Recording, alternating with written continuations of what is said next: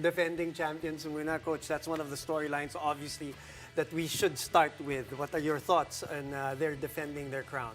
Well, of course, they're the defending champions. All the team's focus are on the Ateneo Blue Eagles. They have a target on their backs this season, 86. You know. But having said that, I think it's going to be hard or a struggle for them to defend, mainly because they lost a lot of key players. Right. I mean, they lost Padrigao, they lost Ildefonso, they lost Kwame, yeah. diba? And Andrade, of course. Of course. And all of these are expected to score for them. So the question is, where do they get scoring? But the thing with Ateneo, they have really good recruits. And aside from that, they really focus on player development. So every year, there's going to be that guy or a number of guys who will step up and play that key role for them. Coach Olsen, you mentioned the challenge at hand for Ateneo. Lost key players, Ange Kwame, Dave Ildefonso, Padrigao, BJ Andrade. But then newcomers, sabi mo nga, Mason Amos, a new recruit, Kai Balungay, and Sean Ketevis. Are these, or their experience ba nung off-season, is it enough for them to lead the squad back to another title run? What do you think about that? Preseason is always going to help them, but you know, UAAP is a different animal. Once you get there, ibang-ibang UAAP. Ano. But we've seen the progress of Balungay. We've seen Amos in the national team. Correct, yes. Okay? So they're going to be there, but I think one of the crucial parts for Ateneo would be how to replace Padrigao. Right. They have a lot of guards there. They have Gomez, they have Brown, they have new guys in Espinosa and Nieto. They even have Kuhn who can play the point, and Correct. Garcia last year. No? Right. But it's hard to replace Padrigao. Like I said, Ateneo is all about player development. So I expect these players really to step up, especially Garcia, who played limited minutes last season, but I think he's going to step up this Spoken season. like a true point guard. Coach Olsen. Okay, well, hoping to be there also with them, where the team that obviously was with them the last two finals, the UP Fighting Maroons. Sabi mo nga sa preseason's a different thing.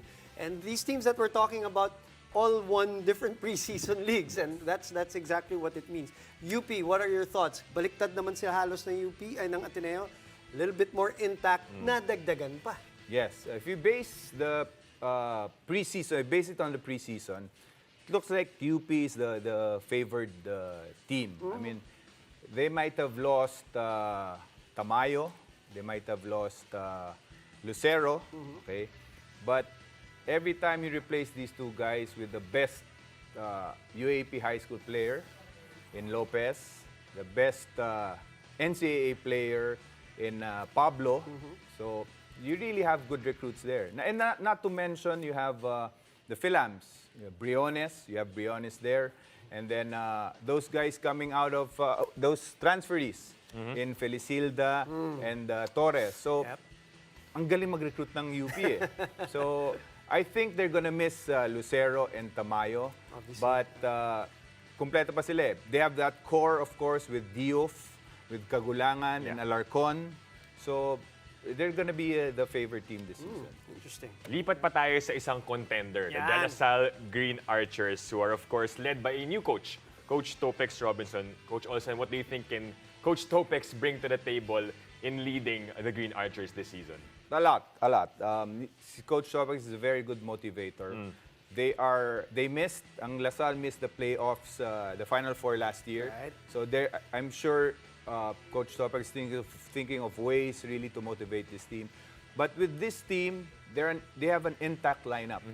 Walang masyadong nawala dito sa team na to. They have a core of, imagine, Nelly, you have Nonoy, you have Austria, you have The Phillips brothers. The Phillips brothers. You have Kiambao. Then you still have their foreign student athlete, Nuangco. Evan Nelly. So, yes. Yeah, mentioned. So, intact pa yan eh. And then they have recruits also. Yes. But it really is crucial when you have a team who has played for so many years already. They've been playing for so long. And now that they have a new coach who will really motivate and who has also something to prove in the UAAP, they're gonna be a team to contend with. They were second place to UP and Phil Oil, but they won PBA Aspirants and the Cadayawan Cup. So you're right there, and you're right there being contenders. But my favorite part is the dark horse. Who is the dark horse in your opinion for this season 86, and why?